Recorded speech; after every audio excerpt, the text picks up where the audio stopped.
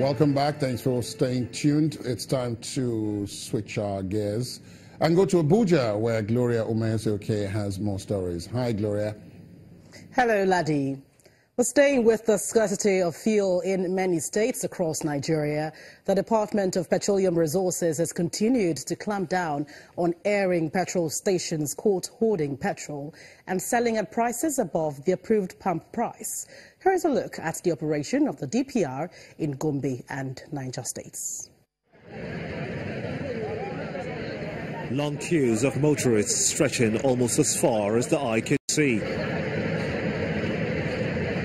Even bikemen are not left out of the struggle for premium motor spirit. In Gombe State, northeast of Nigeria, the Department of Petroleum Resources has raided filling stations to restore normalcy in the distribution of petrol across the state. They detect 4 categories of marketers in the process. The first are those selling above the stipulated price. Then there are those who specialize in diverting the product. Some have perfected the art of hoarding, while others are well skilled in under-dispensing. It's only one form that is pumping the fuel, only one form at the rate of 205. And to my surprise, with the presence of DPR, all the machines are working. You don't need to increase pump price.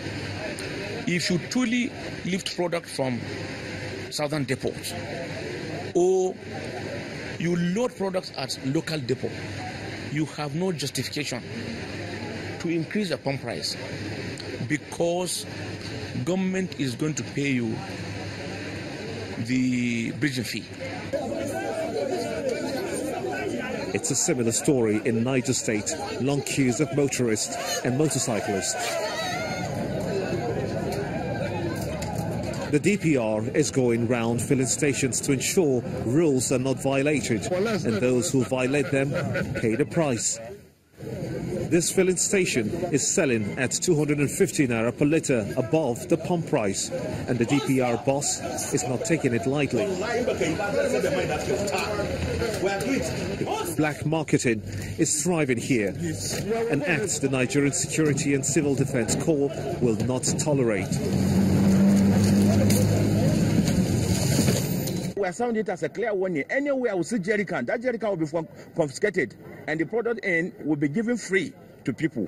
So if you are a black marketer, you desist because you have no place in Niger State for today. The Department of Petroleum Resources has in several states carried out operations to clamp down on the needless activities of marketers with the support of security agencies. Even though the queues still persist, Nigerians are still hopeful that with time, the fuel crisis will end.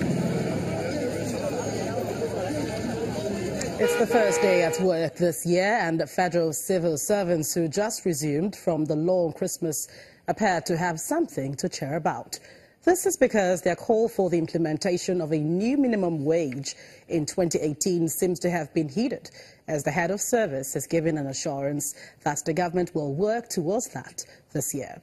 Well, some of the workers who spoke with Channels Television about their experiences during the holiday and what they expect in the new year described 2017 as a very challenging year economically. The long Christmas and New Year holidays are over. Workers, especially civil servants, are expected to resume work in their various offices. In the Federal Secretariat in Abuja, where several ministries of government operate from, workers' turnout is very low. And some of the workers who showed up for work want the government to address the issue of welfare. Everything was low. We didn't have money. I tell you, a lot of us were poor, very, very poor. We didn't have money. We were suffering, we were crying up and down. As things is coming up this year, I think it's going to be promising. It's going to be prosperous. We are going to enjoy this year, and we are hopeful it's going to be good. The issue of the minimum wage is what all civil servants are looking up to. The government has promised us that the minimum wage will be increased. So we are waiting for the new year, maybe the first quarter of this new year, they can start implementing the new minimum wage, you see.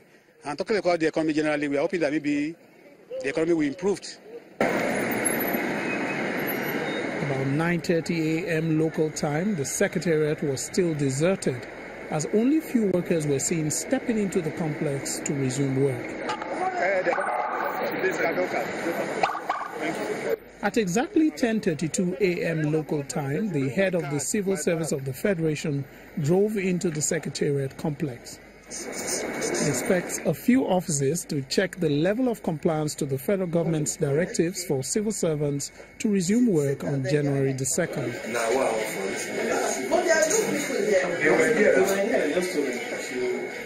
Although not all the offices she entered had workers at their desks, the head of service commends those who resumed despite the challenges and assured them of government's determination to implement a new minimum wage for federal civil servants in 2018. His Excellency has approved the inauguration of the Presidential Minimum Wage Committee, chaired by a former head of service, Mrs. Ama Pepple. We have already started sitting, and we believe that within the next 2 to 3 quarters, we should be able to conclude and make our recommendations known to Mr. President. And definitely, whatever is the decision taken and approved by the federal government, it would also favor the civil servants. Having had some time to refresh during the holiday period, it's expected that civil servants resuming for work will do so with renewed vigor, contribute their quota, and help the government address those issues that affect them. Meanwhile, civil servants in some of the states chose to start the day with prayers and songs of praise before proceeding to their offices. But the story is different in Imo State, where workers are still on holiday. The Lagos State Secretariat already beginning to bustle with activity. The public servants here, just like in Enugu State in southeast Nigeria, start the first day of work with praises and supplication to the Almighty.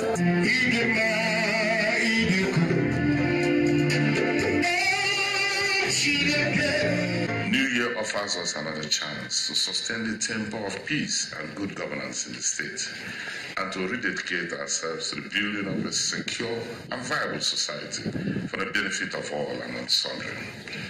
We want to assure you all that we're able to accomplish, that all that we were able to accomplish last year represents the minimum that we can give to our people. You know, we have had constructions where people you construct a market in a location that they don't need markets. No, but this administration, they identify problem areas and they construct to solve. You see the Aja flyover. You see the one that is coming up in Agege Pen Cinema. You see the one that took place in Alakwere is just to solve problems. The streets are busy in Asaba, the Delta State capital, as civil servants and youth corps members make their way to the Secretariat to start off on the first working day of the year. Workers in Benin, the Edo State capital, are resuming for the year, but the woes of fuel scarcity seem not to be over. If you are ready to queue, you buy at the normal price like what is happening now. But if you are not ready, you buy at 225 or 235 per litre, which is quite exorbitant. And you restrict your movement. At the Secretariat in Ilorin, the Kwara State capital in north-central Nigeria, workers are seen at their duty posts, including the head of service. She believes that if everyone plays his or her part, the mistakes and omissions of the last year can be corrected. You don't keep saying, government did not do this, government did not do that. What we ought to do as individuals, as a body, how much of it exactly have we been able to do? This year, we all have, without exception, to play our part. Unlike the other states, here in Owerri, the Imo State capital, a sleepy atmosphere greets one at the State Secretariat. Its streets are deserted. That's because workers are taking advantage of the extended Yuletide holiday granted by the state government. Well, that's it from Abuja. It's back to you, Ladi. Thank you very much, Gloria. It was a joyous moment for some residents of Port Harcourt in Rivers State when a foundation brought free medical care to their doorsteps. The founder of the Elizabeth Jack Rich Foundation, in addition to the free medication, also gave scholarships to some students up to university level.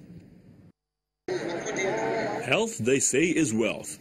And so, it's a joyous moment for residents of Agre Estate, Port Harcourt in Rivers State, who are the beneficiaries of free medical treatment and medication, courtesy of the Elizabeth Jack Rich Foundation.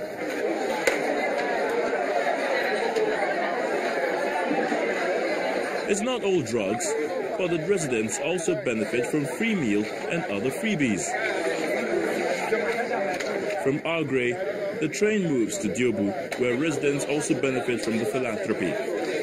I so appreciate what Elizabeth Foundation did in Okurama. I pray Almighty, let this ecstasy to continue next year. So let us should continue every year, because this one will help us. Not all of us we afford $1 to go hospital. The founder of the foundation, Elizabeth Jack Rich, explains the motivation for this gesture. I've had the spirit of giving since when I was young, but I started it officially when I was about 15 years old. I make like little quantity of food and go and give out, and then I just saw it became part of me that anytime I give out to people, I'm always fulfilled.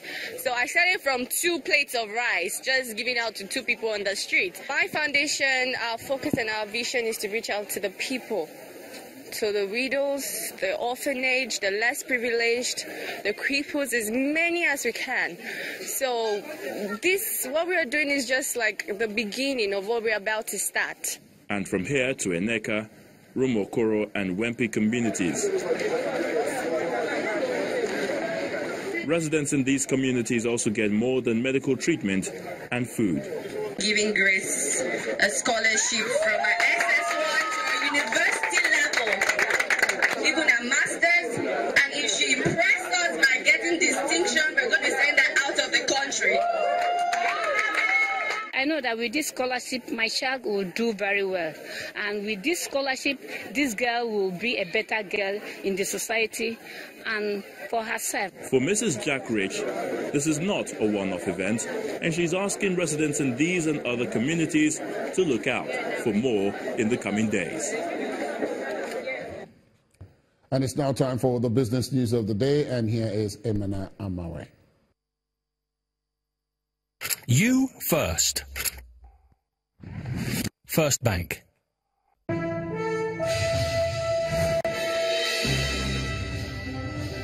Hello and welcome to Business News. The Securities and Exchange Commission kicked off the new year today with a media briefing on key challenges the regulator is looking to address in the domestic securities market. The presentation by the Acting Director General, Mr. Abdul Zubair, was the first major media interaction by the new SEC chief. He replaces Munir Gwozo, who was suspended by the Supervising Ministry of Finance in November 2017. Channels Television's business editor, Oboso Omafaye, reports. The management of the Nigerian Securities and Exchange Commission is holding its first media briefing early in the new year as the Commission looks to address a number of critical issues around the implementation of its capital market roadmap and deadlines set for some key issues in the new year. One welcoming piece of news for investors was the extension to the deadline set for all illegal multiple shares registration. It will be noted that the e-dividend-free registrations expired on December 31st, 2017. However, all investors that are yet to enroll are enjoined to continue with the registration exercise at a marginal cost of 150 naira only.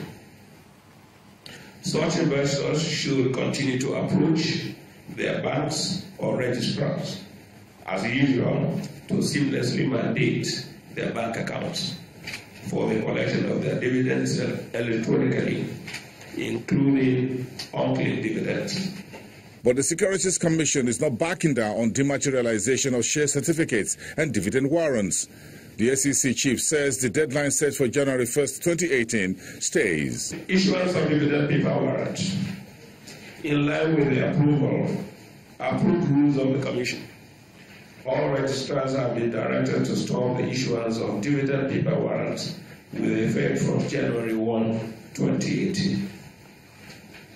For the avoidance of doubt, all paper dividend warrants issued up to December 31st, 2017 are valid and should be honored. Banks and registrars are accordingly employed to please note and adhere. It is a new year, but not an entirely new market for the man now superintending the affairs of the Nigerian securities market. However, Abdul Zubair and his team at the Securities Commission surely has quite a lot on their plates in 2018, and it looks like they are hitting the ground and running. Hosting the Mofaye, Channels Business News. Nigeria's equities market ends the first trading session for 2018 with a positive start, following demand for some bellwether stocks in key sectors of the NSE. Chimezie Obiwagu has details.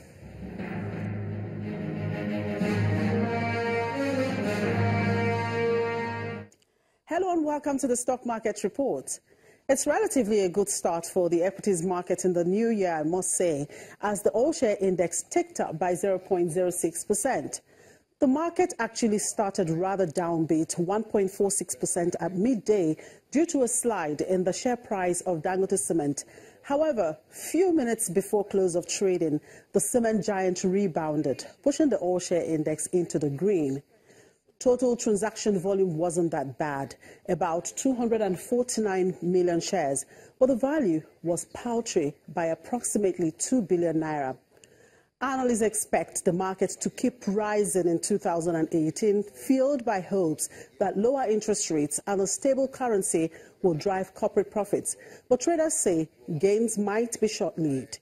According to them, the magnitude of gains that the market had in 2017 will likely affect the upward movement in the new year. However, they believe that if the industrial and the consumer goods sectors pull some weight as expected, there might be some silver lining at the end of the tunnel. And that's the Stock Market Report.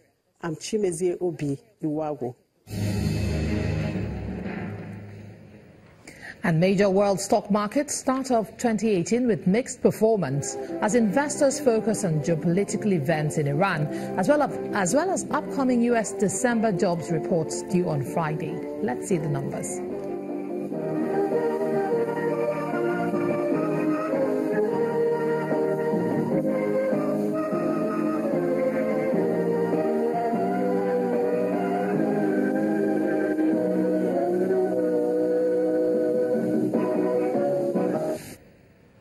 And that's Business News Tonight. I'm Imana Amawe. It's back to Ladi. You first. First Bank. Thanks, Imana. Still ahead on the news at 10, home-based Eagles coach Salisu Yusuf releases Nigeria's final squad for the African Nations Championship in Morocco. That's on the sports news. Stay on with us.